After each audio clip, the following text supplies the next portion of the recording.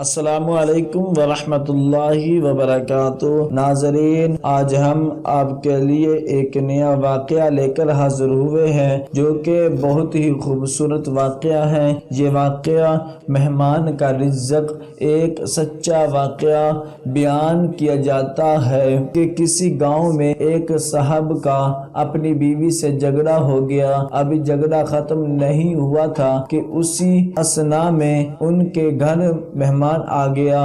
خامد نے اسے اپنی بیٹھک میں بٹھا دیا اور بیوی سے کہا کہ فلاں رشتہ دار مہمان آیا ہے، اس کے لیے کھانا بنا لو۔ وہ غصے میں تھی، کہنے لگی نہ تمہارے لیے کھانا ہے نہ تمہارے مہمان کے لیے۔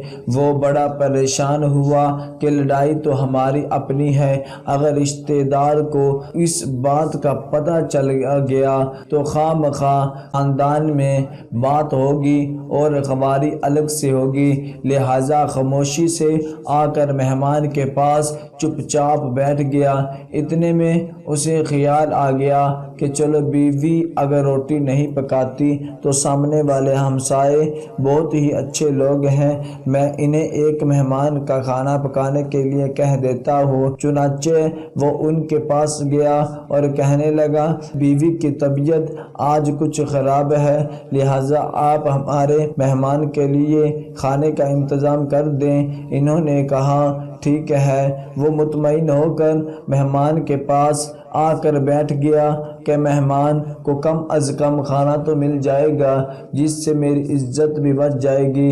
تھوڑی دیر کے بعد مہمان نے کہا کہ ذرا ٹھنڈا پانی تو لا دیجئے کہ گھڑے کا ٹھنڈا پانی لاتا ہوں۔ اندر گیا تو دیکھا کہ بیوی تو زار و قطار رو رہی ہے۔ وہ بڑا حیران ہوا اور کہنے لگا کیا بات ہے؟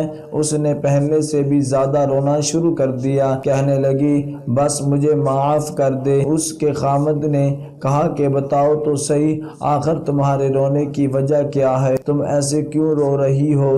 بیوی نے کہا کہ پہلے مجھے معاف کر دیں، پھر میں آپ کو اپنی بات سناؤں گی۔ خیر، اس نے کہہ دیا کہ جو لڑائی جھگڑا ہوا ہے میں نے وہ دل سے نکال دیا ہے اور تمہیں معاف کر دیا ہے۔ پھر وہ کہنے لگی کہ جب آپ نے آ کر مہمان کے بارے میں بتایا اور میں نے کہہ دیا کہ نہ تمہارے لیے کچھ پکے گا اور نہ ہی تمہارے مہمان کے لیے کچھ پکے گا تو آپ چلے گئے، مگر میں نے دل میں سوچا کہ لڑائی تو میری اور آپ کی ہے اور یہ مہمان رشتہ دار ہے، ہمیں اس کے سامنے اپنے جھگڑے کے پول نہیں کھولنا چاہیے۔ چنانچہ میں اٹھی کہ کھانا بناتی ہوں۔ جب میں باورچی خانے میں گئی تو میں نے دیکھا کہ جس بوری میں ہمارا آٹا پڑا ہوتا ہے ایک سفید لباس شخص اس بوری میں سے آٹا نکال رہا ہے۔ میں نے یہ منظر دیکھ کر سہم سی گئی۔ وہ مجھے کہنے لگے کہ اے خاتون پریشان نہ ہو، یہ تمہارے مہمان کا حصہ تھا جو تمہارے آٹے میں شامل تھا، اب چونکہ یہ ہمسائے کے گھر میں پکنا ہے اسی لیے وہی آٹا لینے کے لیے میں یہاں آیا ہوں۔ اس واقعے سے ثابت ہوتا ہے کہ مہمان بعد میں آتا ہے جبکہ اللہ تعالی اس کا رزق پہلے بھیج دیتا ہے۔ یہ واقعہ کتاب خطبات فقیر سے ماخوذ کیا گیا ہے۔ صدق اللہ العظیم۔